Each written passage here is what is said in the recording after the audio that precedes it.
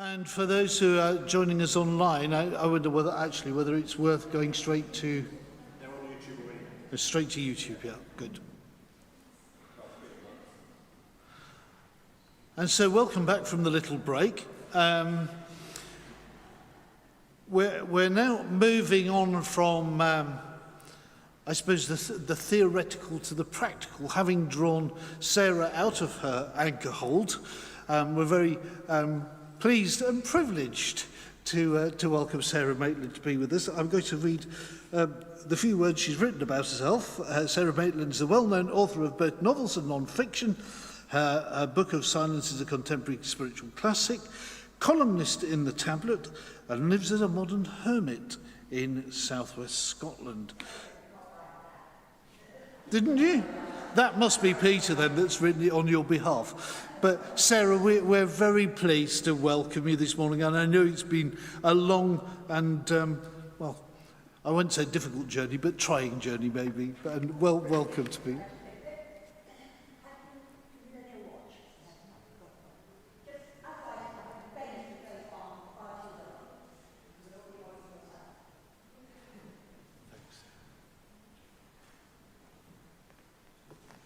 It wasn't that bad a journey, actually. I am not an anchoress. I am a softcore, I don't even want to say I'm a hermit. I live an eremitical lifestyle in a self-built house on a sheep moor in southwest Scotland. And it's gorgeous. And I built it. And I'm very interested, to some extent, what I'll talk about today, is the difference between hermits and anchorites, because I'm absolutely not an anchorite. Look, here I am. But I mean, not just that, I go to the shops for myself, I go to ordinary Mass. I could not live in my house and receive Mass through a hole in the wall, because Mass is nearly 50 miles away. No. It's a 50-mile journey. It's more than 25 miles away. No need to exaggerate too much. But I want to look a little attentively at anchoresses, and because it does seem to me that what they managed to produce was something that many of us, slightly more than half here, would like to see produced, which is some extremely good Christianity out of feminism, which we have not seen as much, perhaps, as we might like. And I mean, the differences, mainly I'm talking about how I see the differences between being a hermit and being an anchoress. And for me, the main difference is views. Very interestingly, hermits in almost all traditions, Buddhist ones tend to go up mountains. Traditional Northern European ones tend to go onto islands. The one place they did not go was locked up in a small box. And I think that is interesting, and I'm sorry to say, I think it's about the difference between men and women. That women have been, first of all, women were not allowed to live alone as a spiritual life in the 11th and 12th century, unless they were properly monitored. They had to be prescribed by a bishop, etc. Whereas if you wanted to be a hermit, all you had to do is buy a bow and arrow and get out there. You know, that you did not have to demonstrate somebody would feed you, because you could feed yourself. They worked very hard. I'm not negating the contribution of hermits at all, male hermits, but they had a great deal freer lives, because women, until the 16th century, were not allowed to live alone. They had to be supervised. So the whole thing about being an anchoress is a very, very interesting one, because you do away with many of the central, traditional, globally recognized pleasures of being a hermit, of which views and exercise are the sort of obvious ones. And I certainly would not be an anchoress, even if invited, even if subsidized by all my friends. Because I think there is something, I think that were anchoresses enclosed in that way in order to protect them. And what did they need protecting from? Well, the answer, of course, is men. Whereas male hermits did not need protecting from a whole lot of women, because if a whole lot of women came round and made silly comments, they could tell them to go away. I think that it's very complicated to try and compare hermit spirituality with anchoritic spirituality. It's interesting because some of the sort of best early models we've got, of whom Anthony is a good example, use a hermit pattern with many of the consequences. For example, when he did his first 20 years of silence, he got all his food chucked over the wall. He might have liked a little hole, having poked through tidily. So it's not an absolute difference, but the fact is that women were not allowed to live alone unless they were being both contained and supervised. Men were. So you get a slightly different sort of freedom tradition. And of course, I would see myself entirely in that more traditional eremitic pattern than the anchoritic one, because nobody locks me up, I can tell you. It's very difficult to work out how much that is what women wanted. Jolly nice not to have to go and kill a rabbit before you get supper. I mean that quite crudely, you know. So if other people do your feeding, it's probably a big change for a woman. It's not a big change for a man, but for a woman it's a big change. That other people bring you your food prepared and ready. Rather nice, actually. I don't know how many women would like it if their food was brought to them at their dining room table every day. Yeah. How many men can imagine it? don't put your hands up, boys. I think that we always have to be conscious of the gender differences, and the kind of supervision that anchoresses were put under is pretty heavy. It was not permissible for them to be on their own and self-supporting. They couldn't do it by natural farming, for example. They had to be in obedience, and I am very interested for myself in where that is protective and where it is controlling. And the answer is, of course, if you're women, it's both. You know, you don't want a whole lot of savage Danish military huntsmen coming by and finding a sole woman alone in a small hut. Not a good idea. It's not a good idea to be a sole woman on a railway train in Britain in the 21st century. I can say that safely because actually I wasn't on a railway train yesterday. So I think that the reason it isn't on paper true that men were hermits and women were anchoresses, or men were, but there is, I think we have to look at why almost all the anchorites we can think of are women, and all the hermits we can think of are men, because they're not the same calling. That the calling of a hermit is very much a kind of independence and self-management. The calling of an anchoress is to solitude. Those are not quite the same things. And I think we don't look carefully at that enough, perhaps. Because, as it happens, one of the reasons why women were anchoresses as opposed to hermits is that women were not allowed to live on their own. They had to have an organisation to support them in their, however it was they chose to live. So you couldn't just say, I think I'll be a hermit, I'll push off up a mountain, like Tenzin Palmo. I don't know if people know a contemporary Buddhist, now ex-hermit, who did 15 years of silence up a Himalayan mountain, poor lamb chop. But you couldn't do that, really, if you were a medieval Christian, because you weren't allowed to. You weren't allowed to be unsupervised. And the hermit tradition is very much about unsupervision. We know that when Columbus went to Scotland, well, perhaps I know this because I'm Scottish, but he kept moving further and further north so that he couldn't see Ireland. And that's usually been interpreted rather sweetly, as it might make him homesick, and it might interfere with his desire for soloness. And I'm sure that was part of it too.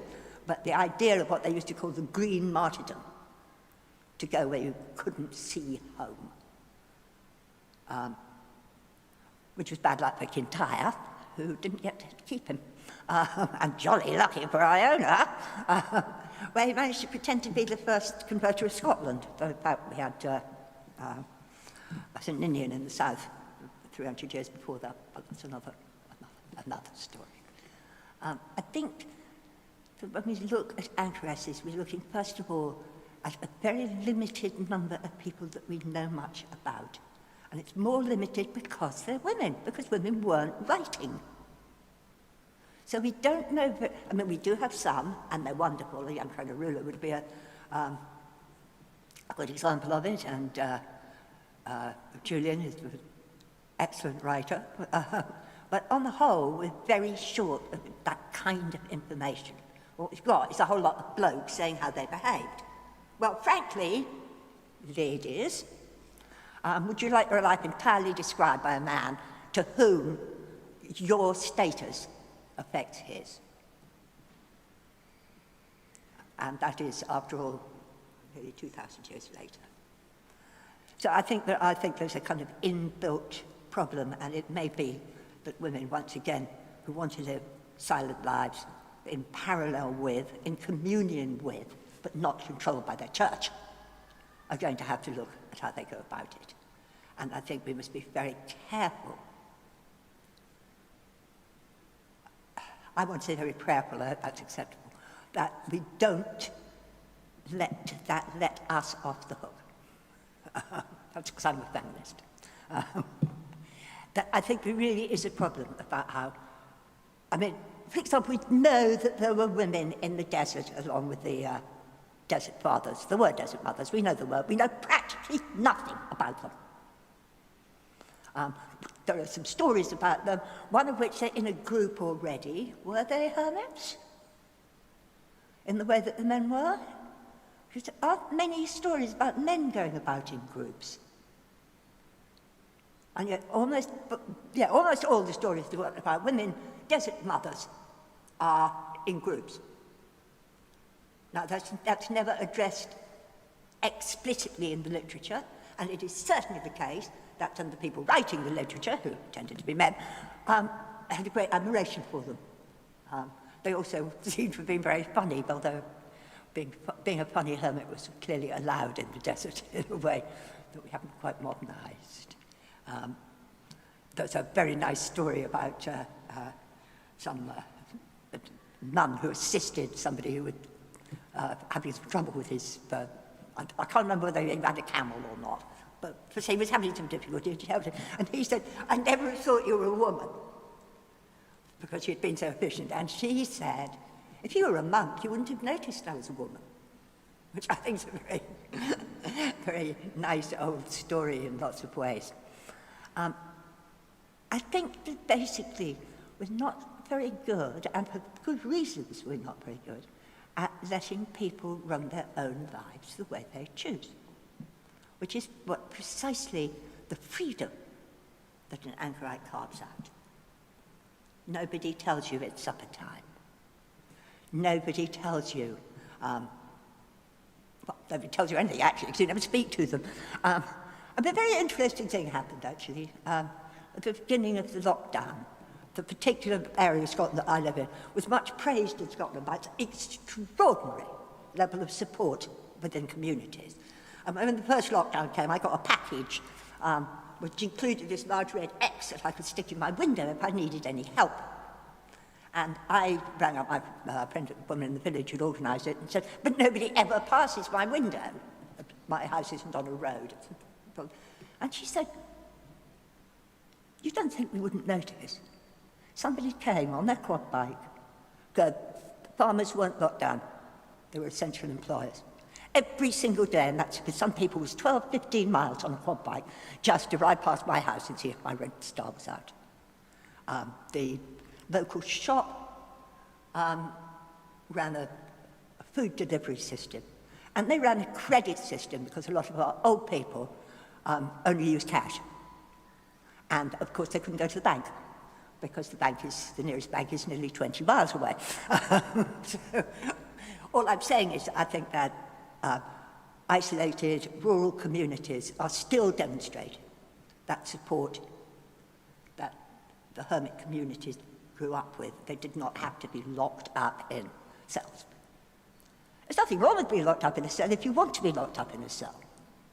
And that's clearly why we have such a variety, why there is such a variety of religious lives. Is because different people want different things. I mean, nobody's ever going to let me become a Benedictine nun because I'm tone deaf. It would be extremely appalling circumstances. I don't think I'd get into a singing convent. I have to be a pilgrim so I can sing. I mean, I have to be a hermit so I can sing without upsetting anyone. That's the only reason. No. All I'm saying is that there are a great range of forms of spirituality that suit different people.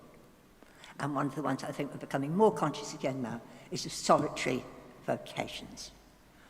That's partly because we've been better informed by our Buddhists about ways you can do it. It's partly because of the extraordinary impact during my adult life, and growing impact still, that the Desert Fathers have had. It's also probably because our lives are bloody noisy. I dare say if you grew up in the desert, you went to Cairo for education, you wouldn't suddenly say, I know what I'm doing, I'll go back to the desert. I'm sure some of the reasons why people like deserts is because they don't like noise, and probably in some cases they don't much like their fellow human beings, but they can work on that. I think that what I want really trying to say is that we mustn't separate eremitical or solo vocations from the general culture in which they are forming themselves. And that I think we should notice that women were enclosed at a time when males with apparently superficially similar vocations were not. And in fact, got around, as we know. Even Anthony, constantly on the move.